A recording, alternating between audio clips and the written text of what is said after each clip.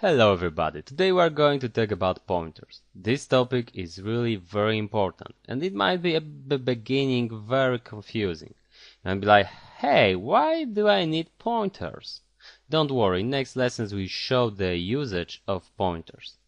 Look, right now we can create variables that can store numbers, strings, floating point numbers, but we still have one more value that we don't know how to store. This value is called address of variable. So when I have, for example, variable int var and it equals 5, that variable has an address that we can get by using the ampersand. The ampersand and after it the label of variable will give us as a result the address of variable, right? Okay. And now we need a variable that could store addresses. It is really a very important thing to know how to do that. You will notice the usage of that, something like that in next lesson, so don't worry. But right now we need to learn how to create something like that.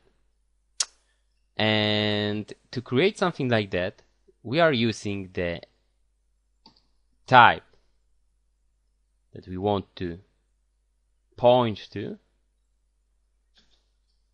and then the asterisk, then the name of our variable, we'll call it p from pointer, and then the semicolon. This variable here can point, it means that it can store as a value the address of variable that the type is integer, okay? So for example, we can store that address here, right? We can do something like p equals address of variable. I can compile it, and as you can see, everything worked fine.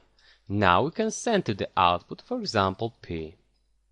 And you will notice that both of the things the same, right? Both results are the same. So now we know how to store as a value address. So pointers are ordinary variables that can store address of variable, addresses of variables, right?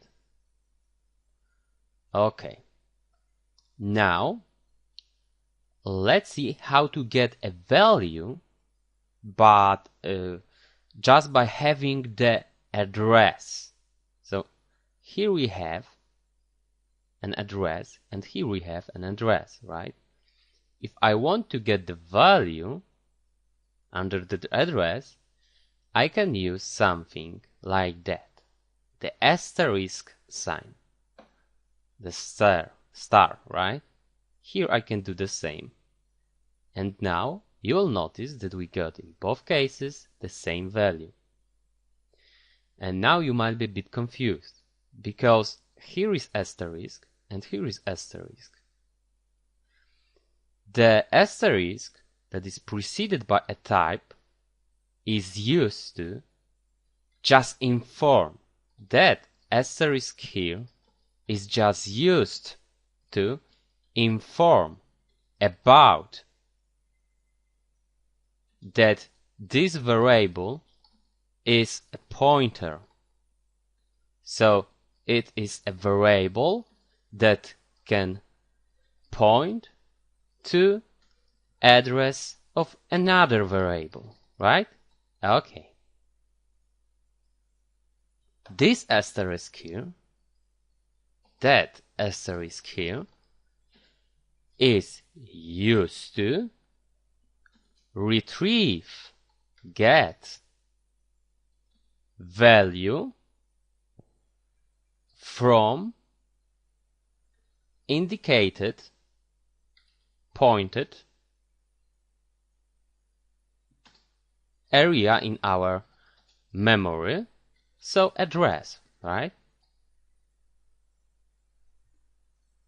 This guy here is not preceded by a type, okay?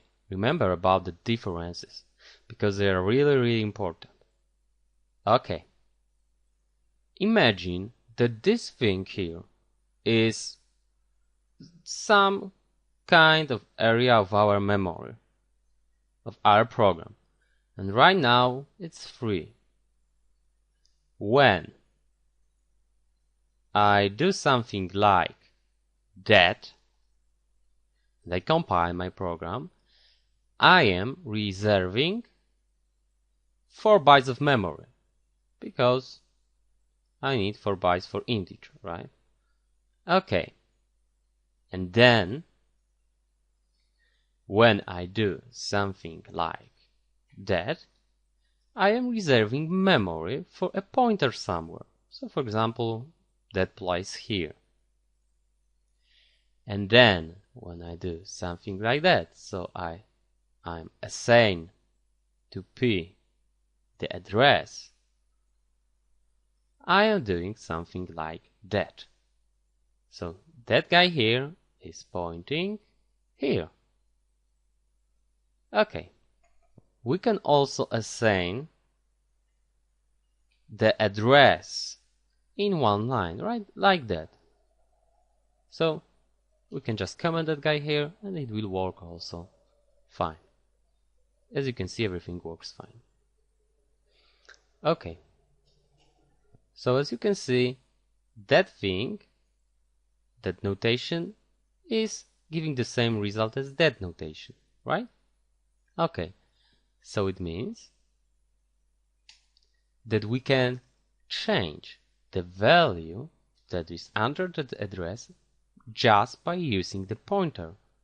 Like that. For example, I will assign here now 20, and now I will send to the output the value of var, and then I will send to the output the value by using the asterisk and the pointer.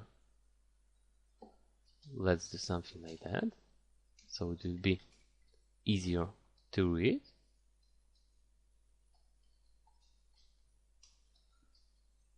And you will notice after compiling that the value changed here, right? And we use the pointer to change that value. Great. We can also change the value by using, for example, still that guy. And you will notice that in both cases, both values were changed, because we are changing every time the value under the same address. Remember about it. Okay. Now you should notice that we can change where our pointer is pointing to. So for example, I can create another variable, for example a, and I will assign to it, for example, 20. And now I will do, for example, here, in that place here, I will do something like p now will equal to the address of a. So now that guy here is pointing to the address of variable a, not to the address of variable var. So now, when I use here asterisk, I will get the value that is under the address of variable a. And you'll notice that we have 20 now here. Okay? And again, now I can change the value here. And the value will change, and that instruction will change the value of that guy here. So I can send the output to see if it's working. And as you can see, the value changed like I told you, so I didn't lie. Okay, but sometimes we don't want to allow to change where our pointer is pointing to, where it is indicating to, right? When we don't want to allow something like that, we should create something what is called the constant pointer. In order to create a constant pointer, we should add here, in that place, the word constant. Now, we have to assign the address when we are creating a pointer, when we are defining it, and we won't be able to do something like that here. Now when I build it, as you can see, we can read here an error. Assignment of read-only variable. It means that we can't change here, something like that. But when the constant is here, we still can do something like changing the value that that pointer is pointing to. Okay? But we can't, of course, do something like that now. Okay. Let's maybe do something like that so you can read that later. For example, int p constant. Now I add also here the word constant. Now I will, for example, send to a, and I will now comment it. This is a pointer that has to be initialized when defined, because it cannot change after defining it, after defining the thing that it is pointing to. So address, right? You can change the address it's pointing to. Okay. We can also create something like that. Constant, int, and for example p2, and this time I can, for example, again send here, for example, address a, and this time we won't be able to change the value, because when we did it that way, you probably noticed that when we did it that way, we still could change the value here, right? We still could do something like that. But when I do something like that, I won't be able to change the value by using pointer. And sometimes it's really useful. Okay. So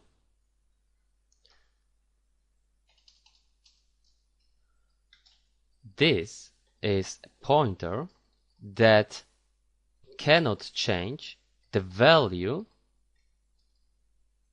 that it is pointing to. Well, the value that is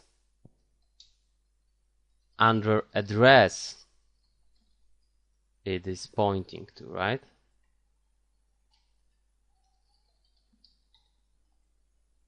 But when we do something like that, we of course can change the address easy. We also can do something like that. Constant in and then again here, for example, constant, and this time this is a pointer that cannot change the value that is under address it is pointing to, and also it can't change the address. Okay? But don't worry, that things are not used very often if you don't understand it right now. The most important part of this lesson is that thing here, okay? Remember about it. And now we'll talk about something what it might confuse you a bit more, but don't worry. Well, look, that see here in our situation is our pointer, right? And as you can see, it is also somewhere in our memory. And it means that we also need a variable that could store address of our pointer. Yes, the pointer also has an address. Exactly. Wow, now it's getting a bit more confusing, right? Don't worry. Bit and run. And now let's do something like that. Integer, ordinary variable, right? And I will say to it, for example, that. Now I will create an ordinary pointer that will take the address of that guy here, right? And now I will send to the output the ordinary value var variable. And now I will send to the output the pointer. So this thing is address, right? As a result, that thing is integer value. And we also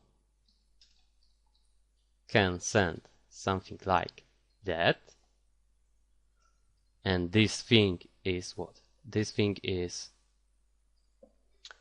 integer value from pointed place. So in our situation, this ordinary variable, so it will be the same value as here. And now something new, we'll send to the output the address of pointer itself, because it also has an address, right? Remember about it. Oh, and we can also send to the output the address of ordinary variable. And as you can see,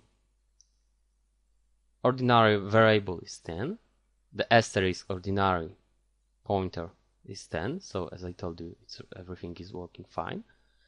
The address of ordinary variable is the same as address of ordinary pointer because they are pointing to the same place right now, right? And now, as you can see, the address of ordinary pointer is different because it has also address itself. Okay, so it means that we can create something that could store also address of a pointer. Yes, and this thing looks like that, integer.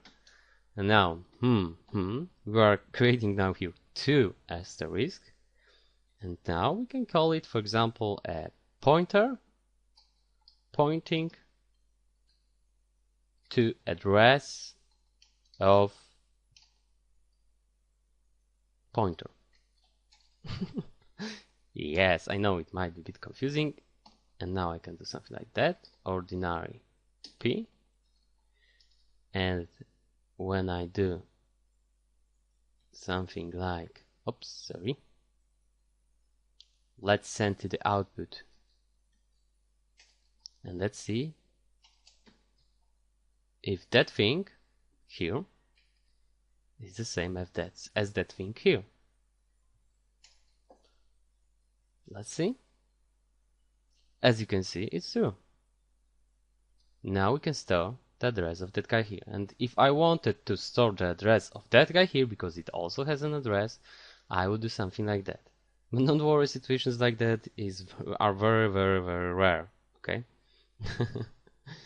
So, okay, that's all in that lesson. In next lessons, we'll talk about usage of that guys here. Yeah, I know it's confusing, don't worry. Thank you very much.